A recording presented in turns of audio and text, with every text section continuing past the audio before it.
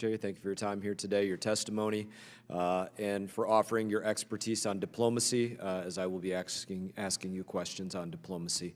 To begin, your assessment of just being tactical in diplomacy. Is our diplomacy more easily conducted if America is in a stronger position, and likewise more difficult to conduct if America is in a weaker position? Of course, one always does better in diplomacy when we are strong, and as the President of the United States said last night, we are strong. Does Europe's dependency upon Russian energy put them in a weaker position? No, my European colleagues have shown extraordinary courage. Their economic interaction with Russia is much more profound than ours is. Define profound, please. Excuse me? When you say profound, expand on that. What I mean by that is that they have trading and commercial relationships with Russia that we do not, as well as energy relationships, as you've pointed out. And so for them to have taken the steps that they have really can come back on them in much more profound ways, even than it can come back on us. As the President said last night, we have worked very hard, first and foremost, to mitigate anything that might hurt American citizens. We have tried to make sure that the consequences are felt by Russia, not by us. And similarly, we have worked with Europeans and others around the world, because it's not just Europe, to make sure that it is Russia that bears the For instance, to your word profound would be Turkey having a direct pipeline between them and Russia in order to obtain energy. That would be an example of profound in that situation.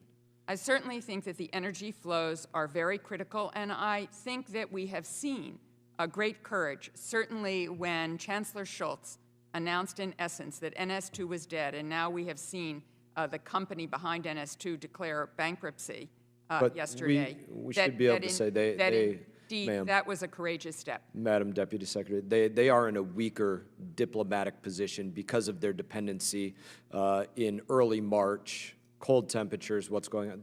That is a weaker diplomatic position. You know, I don't just define strength or weakness by economic relationships.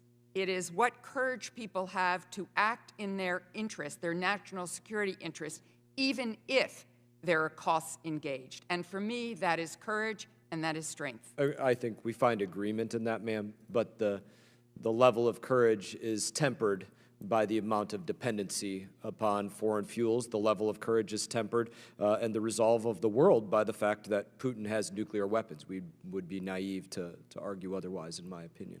Without a doubt, we all take that into consideration. We all consider not escalating a situation that might get out of control. That is all true. Said very diplomatically. Yes. Thank you, ma'am.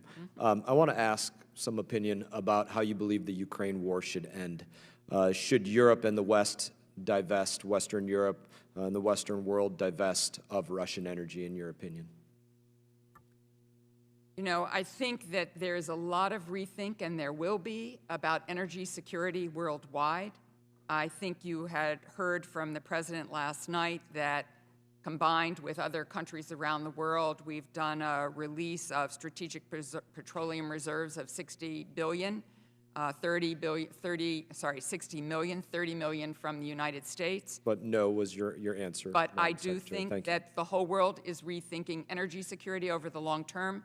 There will be a transition era. It is not only in our national security interest because of situations like what we're currently facing, but it is in our national interest because climate change requires it. Should, because of Putin's nuclear posturing, which we could go in depth in a number of different venues, the world demand a Russian nuclear demilitarization following this conflict? We have long urged that there be a build-down of nuclear weapons worldwide. I support and worked for President Obama and his ambition, certainly not in my lifetime. One last question before my time runs dry here. Because of their invasion, their violation of Ukraine's sovereignty, should we demand a demilitarized zone along all Russian borders? I think we should consider everything. That is not one I have thought about, Congressman, but certainly will take your suggestion under advisement.